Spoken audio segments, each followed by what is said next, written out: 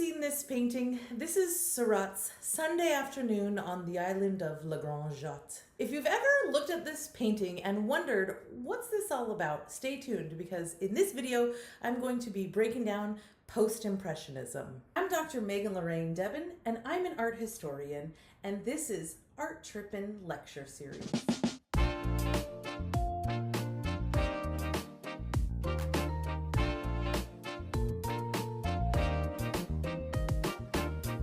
Hi, I'm Dr. Megan Lorraine Debin, and this is Art Trippin.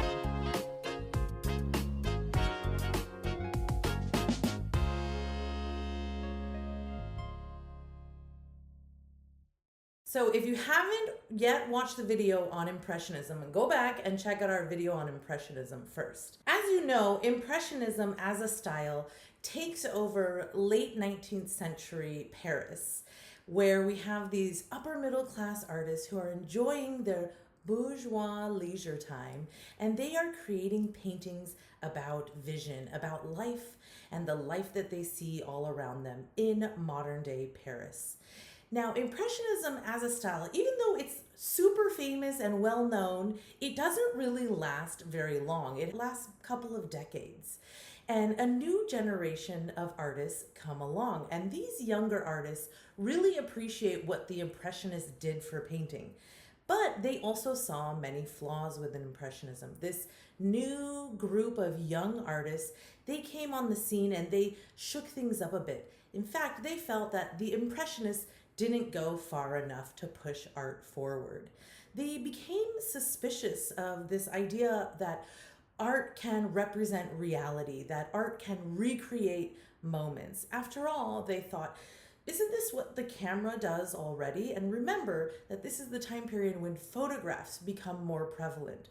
So artists are pushing themselves to think of new ways to create and perfect their craft. And these younger artists, who we call the Post-Impressionists, they wanted to represent another reality that wasn't on the outside, that wasn't about the visible world. Instead, they had a growing interest in the expressive quality of art. So these artists, who we call post-impressionists, they're never really organized into a movement. This is a sort of made-up term by art historians. In general, we're talking about artists working from about 1885 to 1910, mostly around Paris, but of course there are post-impressionist movements all over the world. When we think about this new generation of artists, we have to think of them as sort of softly revolting against Impressionism.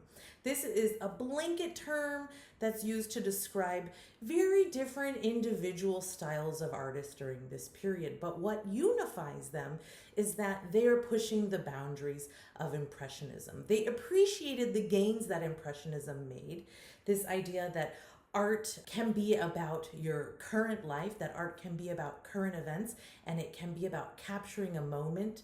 And the Impressionists, if you remember, were really interested in capturing the fleeting nature of light and color. Now, with the Post-Impressionists, we see almost an expressionistic turn, which might remind you of Romanticism, where the artists are trying to express something about their inner world on the canvas. So who are some of the artists that we label under this umbrella term Post-Impressionism? Of course, the very famous artist I'm sure you've heard of, Vincent van Gogh. We will also hear about artists like Gogh, Cézanne, Seurat, and Edvard Munch. So what did these young artists have to say about Impressionism? The artistic milieu and the popular audiences by about the 1890s were already growing tired of Impressionism. And in this kind of modern view, artists are always interested in the new. And some of the artists of this younger generation argued that Impressionism was too limiting, that it was too dependent on vision. And instead, some of these young artists were more interested in artistic liberty, expression, and emotion, while others, perhaps like Cézanne, wanted more freedom to create or construct form and took a renewed interest not so much in color like we see with Monet, but instead with line, as we see with Cézanne. So the post-impressionists extended what the impressionists had done while rejecting some of its limitations. They continued using vivid colors. They continued with this thick impasto application of paint and distinctive visible brushstrokes. They also continued the tradition of depicting sort of real life subject matter and including bourgeois leisure time. But they were more inclined to emphasize geometric forms, as we see with Cézanne, or to distort form for expressive effort, as we see with artists like Van Gogh or Gauguin. And especially with Gauguin, you can see the use of unnatural or arbitrary color. So how can we understand this younger generation?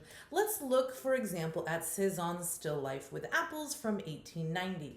So this is a very kind of banal, almost common subject matter. It's a very simple still life, a bottle of wine, a basket of apples, a plate with some bread or cookies, and a napkin folded up on the table. The space is carefully defined and thought out. It's not rushed and painted rapidly like an impressionist painting. And here we can see with Cézanne a return to an interest in line and in composition. It's not so soft, it's not so blotchy. We don't see colors mixing on the canvas like we see in a Monet. Instead, the shapes are clearly defined by line. In fact, if you look at some of the elements, for example, the basket or the napkin, it almost looks as if the shapes are outlined with a dark black outline. Now, that being said, the whole image looks a little bit distorted. We see that the edges of the table don't exactly match up, that everything is sort of tilted at a strange angle against the picture plane. We see this basket sort of leaning up towards us as if all of these apples will spill out towards us. The wine bottle is leaning, everything is perched and precarious. All of the space is sort of compressed and confusing, and we have views of the same objects from different angles. So Cézanne is playing with vision and playing with looking. While the Impressionists relied on vision, Cézanne questions it. He says that perhaps there is more than one way of seeing things. And this playing with perspective, this playing with looking, this observing objects from different angles over time, attempting to slow down the passage of time and deconstruct objects and look at them from different perspectives, is incredibly influential on artists in the early 20th century, including the Cubists like Picasso and Braque. This artist has no interest in mimicking nature. So this is very different from Impressionism. They're not painting just exactly what they see. Here Cézanne is abandoning perspective. He's abandoning any interest in sort of recreating actual space. He's not interested in capturing one moment as Monet was. Instead, he believes that moments are lived through. Moments are collected together as we live. And moments that we live through, we walk away from and we return to. So he's using ordinary things like a basket of apples or a bottle of wine to really think about larger philosophical concepts, to think about the passage of time, and this idea that life is a series of moments, not single moments that we capture, but instead a collection of many different perspectives over time. For Cézanne and other post-impressionists, mimetic art that recreates reality, was essentially useless because we have the camera. So here Cézanne wants to make people think about reality in new ways. To better understand Cézanne and the other post-impressionists, let's look at a Cézanne painting next to a Monet. Now, one thing that you will notice if we look at these two paintings here, the Bay from L'Estaque and Monet's Boulevard des Capucines, you can see overall a very different color palette. Many of these artists that we call post-impressionists actually abandon cold, dreary Paris for the south of France, Cézanne included. So you can see this different color palette. You can see this bright blue sky, the sea, the terracotta roofs, and the sunshine of the south of France contrasts with the cool, dreary, gray winter of Paris in Monet's Boulevard des Capucines. We can also see that Monet is still attempting to capture a sense of space. We can see that we're sort of looking down a street, and the architecture and the trees and even the figures are sort of receding back into space. In contrast, when we look at Cézanne's painting, we can see a flattening of space, that the objects that are further away would normally be kind of hazy, the color would not be as bright, but here Cézanne has flattened that color. The color of the sea, of the bay, is the same throughout. It doesn't really change in tones to create an illusionistic sense of space. So it's almost as if the sea is pushed up and flattened on the picture plane. So again, there's this flattening of space and a lack of interest in recreating the reality of something receding back into space. And we can see this more when we look at some other paintings by Cézanne. Here's Maison Maria with View of Chateau Noir from 1895 by Cézanne. Again, you see this very bright, vivid color palette that reflects these sunshiny days in the south of France, a very expressive color palette. You can also see a different kind of brushstroke, and Cézanne is really known for this brushstroke where he has taken the paintbrush and instead of pointing it at the canvas, he's kind of pulling it parallel to the canvas and leaving these visible brushstrokes. It's very characteristic of Cézanne. We also see almost a more rational, more critical, more serious kind of painting where he's thinking about structure, color, and form, and he's making deliberate choices. He's sort of analyzing the objects and reducing them to their basic geometric forms. The houses are little boxes, the roofs are little triangles, and he's really thinking in a more analytic way and a less immediate way than the Impressionists. Like Monet, Cézanne did take to painting the same thing over and over again. If you remember Monet's Haystacks or Monet's Rouen Cathedral, you will see something similar with Cézanne and Mont Saint-Victoire, which he painted over and over and over again. So here you can see again this very abstracted, geometric reduction of these objects to their most simple shapes and forms. And we also have, when we look at this painting of Mont Saint-Victoire, a really confusing sense of space. There's this sort of ravine or a rocky outcropping, and it's really unclear what's happening with the space. The space is compressed. It's not clear what's close and what's far away, and the space is a little bit confusing. And instead, Cézanne is really focusing on creating these volumes with these abstracted shapes and laying down these really vivid color palettes. We have this very obvious brush stroke, a very expressive color palette, and no sense of space. The mountain you'll see is also sort of outlined. So Cézanne is really interested in these geometric shapes. It's not a photographic image. It's not a naturalistic image. It doesn't look like exactly what the eye sees. It's not really representational in that way. What's depicted is something more abstract, an emotion or a response.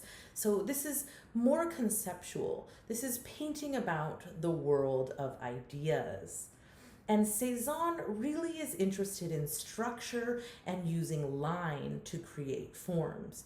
You will also see an expressive quality to his color. That color does not have to be mimetic, and you will see this also with Gauguin and Van Gogh. You see a shift from the perceptual, from the world of vision with the Impressionists, to the conceptual, to the world of ideas.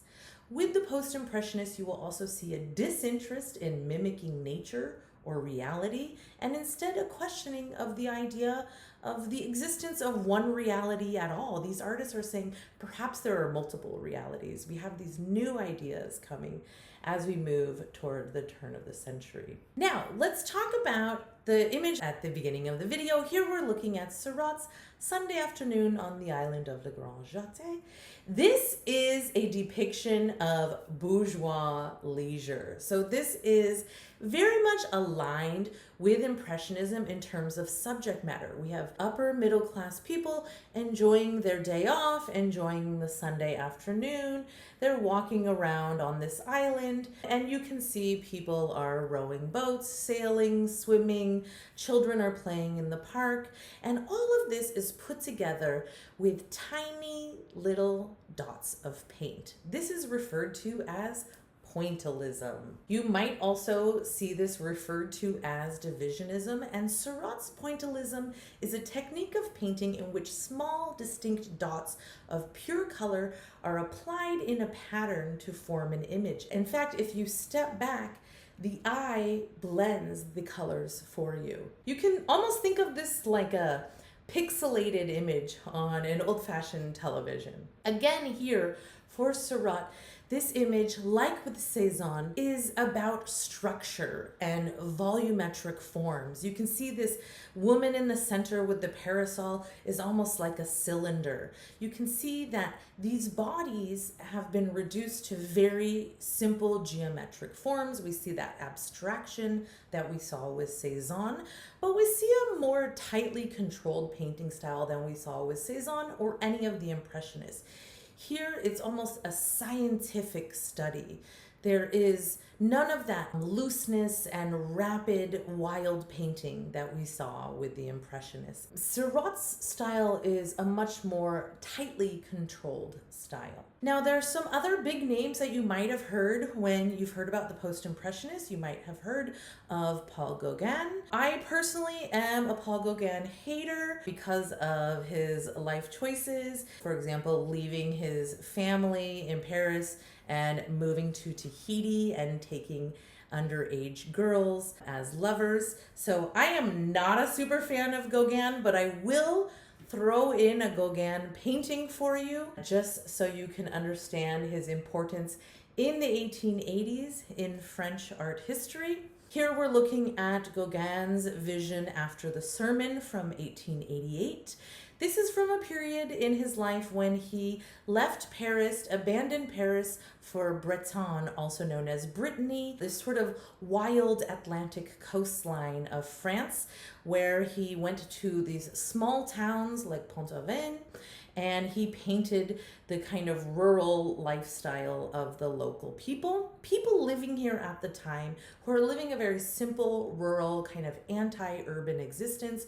We might think of this like in the United States, like Amish people or Quakers. And these people are sort of walking home after a religious service, and they apparently have this communal vision where they see Jacob wrestling with an angel. This is a story from the Old Testament in which God tests Jacob's love and devotion. And so these people are sort of having a collective vision. And instead of this field of grass being green or brown or sort of the natural colors of the earth, Gauguin has chosen this very bright, almost blood red. He makes this kind of arbitrary color choice that is in direct contrast to the Impressionist reliance on vision. This sort of red-orange ground is not naturalistic. This is an expressionistic, arbitrary color choice.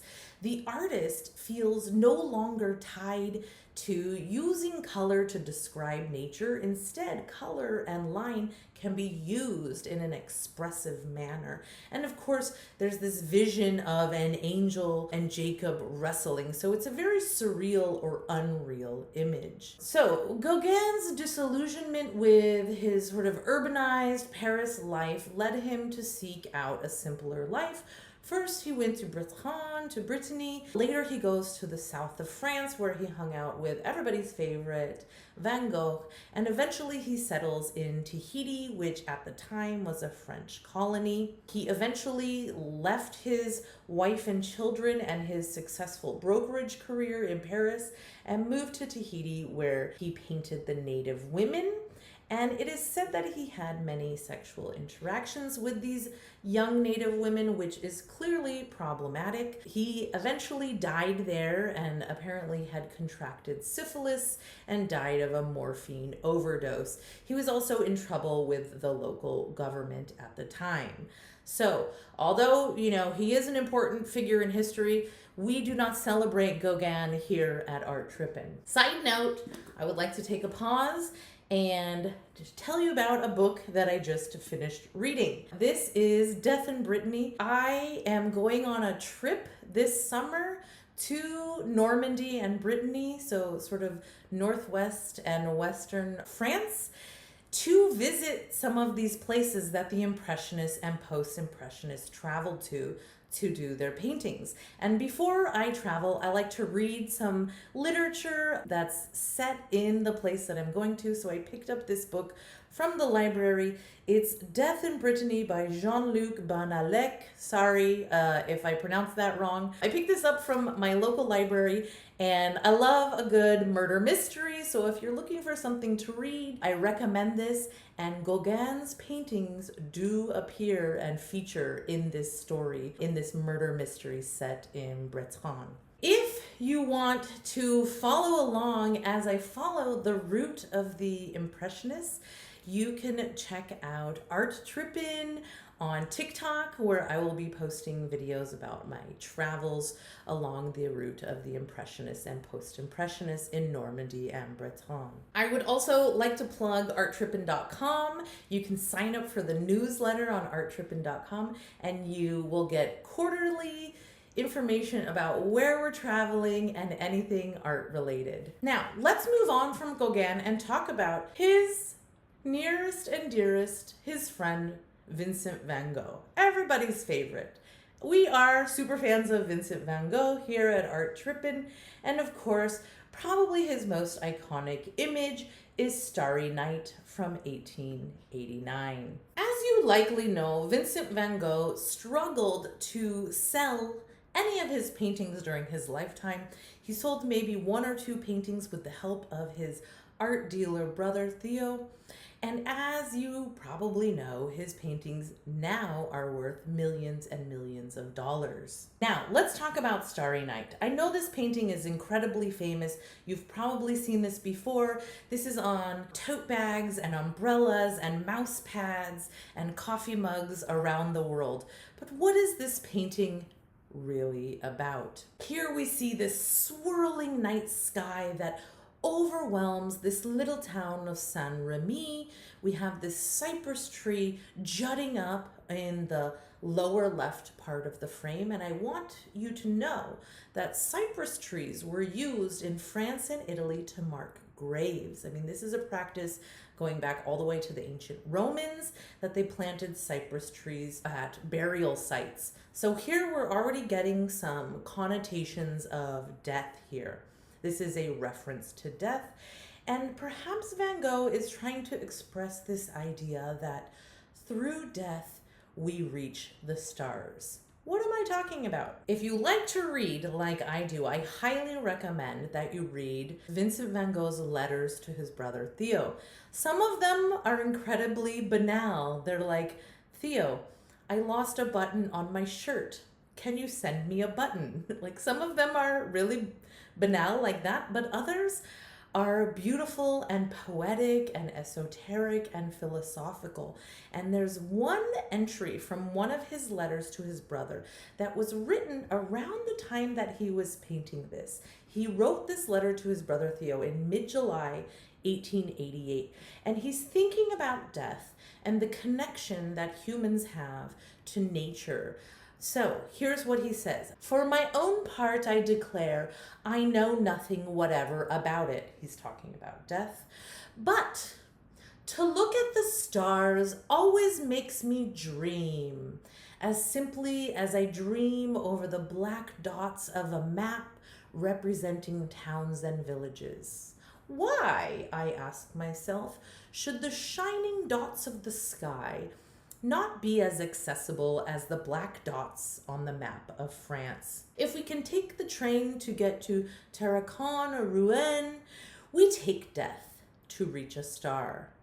One thing undoubtedly true in this reasoning is this, that while we are alive, we cannot get to a star any more than when we are dead, we can take the train. I know this is a little anecdote from Vincent van Gogh's letters, but I think it shows you that he's thinking about his life and his death, and thinking about how we connect to nature, to the world around us, to the sight of the beautiful swirling night sky. Now, as you may know, Vincent van Gogh is Dutch born. So if you ever go to Amsterdam, you can go to the Vincent van Gogh Museum.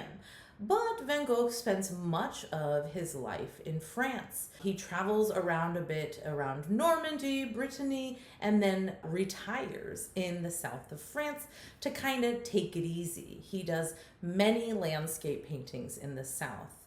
And you will see in his paintings dramatic and dark landscapes that are said to communicate his inner turmoil. Now, as you know, he suffers from mental illness for much of his life, and much of the kind of popular characterization is of Van Gogh as this crazy artist. There's this really famous story that he gets in a fight with Gauguin, perhaps over a lover. He has this really tumultuous friendship with Gauguin, and at one point he cuts off part of his ear. The general consensus when I was first learning about Vincent van Gogh was that he died by suicide. He does die of a gunshot wound, and many people refer to this as a self-inflicted gunshot wound, but I will tell you about a new book that has come out. Well, it's not that new. In the past 10 years,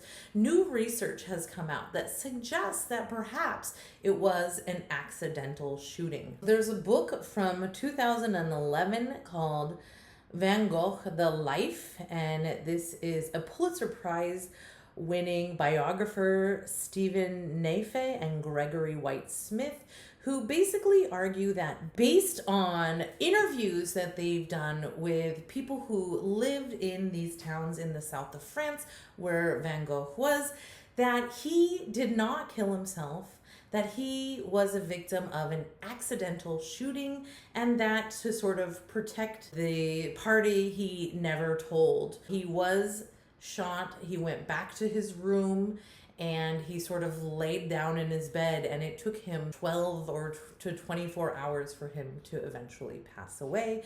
In this other sort of alternative news story, we see that the painter, who was commonly depicted as someone who took his own life, actually was out painting, and he came across a group of teenagers who were sort of getting drunk and kind of bullying the tortured artist. And one of them, they were sort of dressing up as Buffalo Bill and brandishing a pistol. And as one of these young men was playing around with this pistol, it went off and he accidentally shot Vincent van Gogh. Now, I personally kind of like this version of the story because I think that Van Gogh dies much less a tragic death. In a way, he almost dies a hero protecting this young teenage boy who had accidentally shot him. But if you believe the traditional version of the story in which he takes his own life,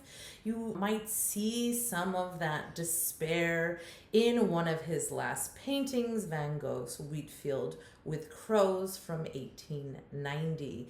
When I first saw this in the Van Gogh Museum in Amsterdam, the story really that the museum told was that this kind of foreboding field with these crows flying all about was a predictor of the deep despair that Van Gogh was suffering, that he was about to take his own life. Now, another artist who is sometimes kind of lumped in with the post-impressionist or sometimes considered an early expressionist is Edvard Munch. Edvard Munch is a Norwegian painter, and he is known for this incredibly famous painting, The Scream.